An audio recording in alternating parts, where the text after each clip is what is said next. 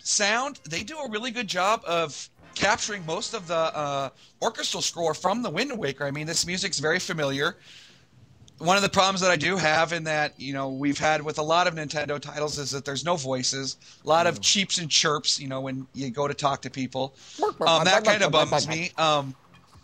The sound, too, the sound is amazing, but at the same time, there's nothing new here.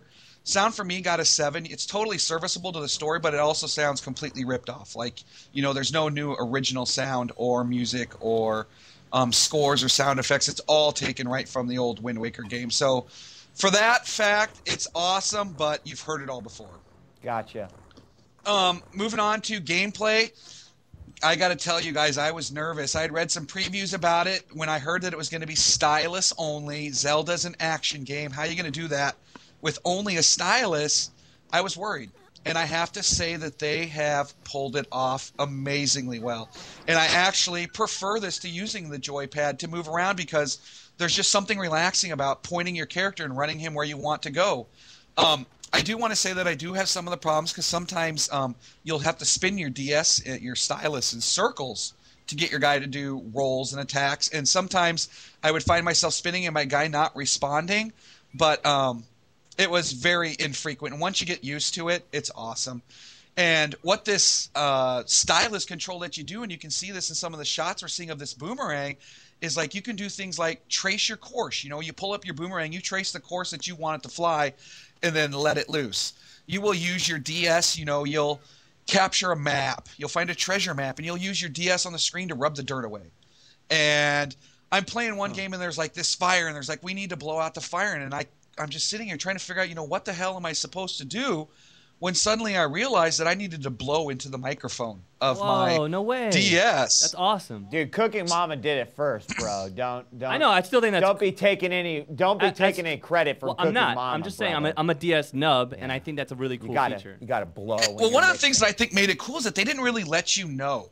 So when I finally discovered what I had to do, I felt cool. I was like, holy shit, this is pretty dope. That is cool. Blowing into the microwave. Into the microphone isn't new, but still the way they use it and let you discover it is awesome.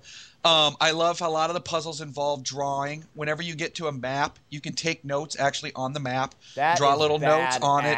Dude. That is quite possibly one of the greatest things that I've ever heard being in a video game. And it's cool because the way they use it, you'll find all these points on a map, and it's like connect the points. And then when you connect the points, it points out something new that you didn't know was available in the stage. And all of a sudden, you found new areas. And but it just makes sense, and I just want to throw this out there because I just played Silent Hill Origins, and although you can't really write on the map, obviously, on a PSP, one of the things they did do right for us is that when you, visited something, say it's a part of a puzzle that you're going to have to come back to, they actually sketch it on your map. Oh, there's this doll that you're going to have to revisit and go back to. So, I mean, although it's nice to have that, the fact that you get to write in your own notes, it's just, I wish more games would allow you to be able to do that. I think that's fucking awesome. And I like to, and I'll say right now, I'm only 3/4 of the way through the game. I've unlocked 3 of the 4 C charts. And they have constantly come up with new ways to use, your stylus and your maps and solving puzzles. So it's not just the same, move over and over, which kind of... No, it's not, which is what I love. Okay. And actually having now spent a little bit of time with Cooking Mama 2, it's automatically going to be one of my biggest complaints is that they haven't really offered much more variety. So the fact that, they have here in Phantom Hourglass is really great. And another huge aspect of this game is the ship. And the way the ship works is that you plot courses. While you're on courses, you use your gun to shoot bad guys. So you're constantly interacting with your ship. It's not just a snooze fest while you wait for it to get to point A to point B. And you'll find treasure maps. And then you'll draw the X on your map. And as your ship levels up, you get something called a salvage arm, which lets you drop this anchor, which then turns into a mini game where you try to navigate your anchor down to the treasure, have to pull it up, find something new. So I don't even want to continue the story. I'm just flying around in my ship trying to unlock all these treasures, and your ship has tons of parts, and you can unlock new styles to it, new pieces of your ship, so it kind of becomes like a part of you, almost like a side character, and you're kind of like, I can't wait till I get the next hull or the next upgrade in my cannon. Sounds a little gummy ship almost from Kingdom Hearts 2. Yeah, kind of.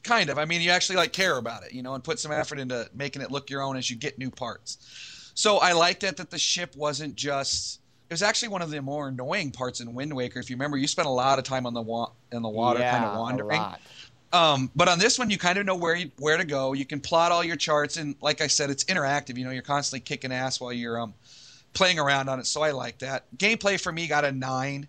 This is some truly, truly original gameplay. I will say, in the end, you're still using a boomerang, you're still using bombs, you're still blowing up holes, but it's just the way you're doing it all is totally new. And I really like that they did this all on a DS. They stepped outside of the box and said, what can we do with this piece of hardware that we have and still keep it in the universe? And they did a fantastic job with that. Very nice. Moving on to Fun Cycle, like I said, I'm only 3/4 of the way through the game, but every chance I get, I'm probably, I would say, 12 to 15 hours into it, and I'm playing it every chance I get. Whenever I'm not doing playing with my big boy consoles or I'm on a trip, I'm always whipping out Zelda, and I like that there's been a ton of gameplay.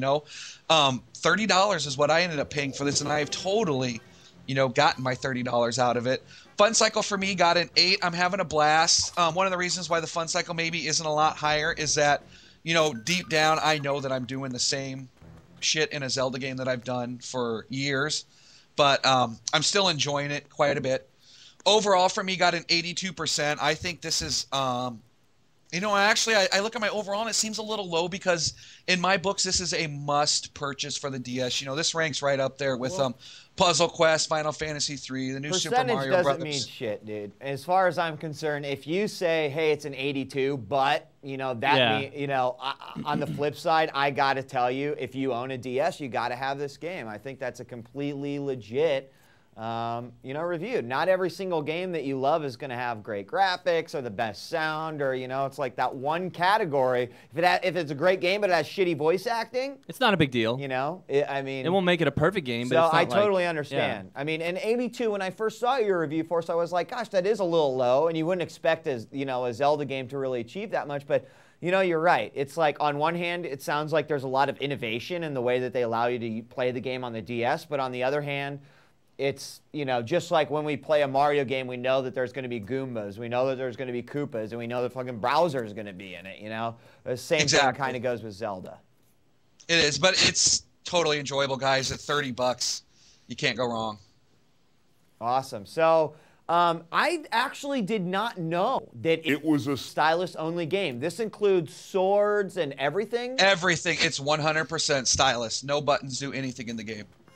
It's very interesting because... And you want to know what? And you just totally get into it. I thought I was questioning it at first, but once you get used to it, it's awesome. After playing, I think it was Portrait of Ruin, the newest Castlevania game. Is that right? Portrait of...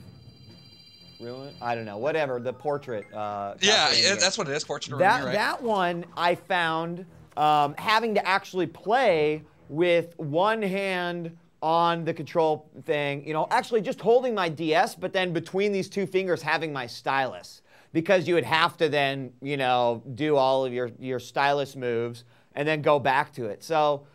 There's part of me that actually is more interested now that I've heard that, because I have to agree with the point that you said that it's more natural. If you're going to hold your stylus the whole time, you may as well build the game out of utilizing that stylus, because it's a hell of a lot more uncomfortable to try to play the game in a traditional gamepad button mode and then suddenly use your stylus real quickly. You know what I'm saying? And I'm sure you played a few games like that for us on the DS. I like how Nintendo always comes out and sort of says, this is how you use our hardware. They do that with all their Wii games and all their DS games. Isn't that awkward? Isn't that weird? You can't... other than, Majesco's Cooking Mama, I don't know who has really, really utilized the DS hardware as well as first-party Nintendo has, just like you've said. And that's like with every Nintendo machine. It's scary, though. They build it around what they want, and they let the other guys play catch-up. It's kind of mind-boggling. When are these guys going to figure it out? I think someone could go to when Nintendo they stop and making learn. so much damn money. Oh, there's too much of printing the money. We don't have time to teach.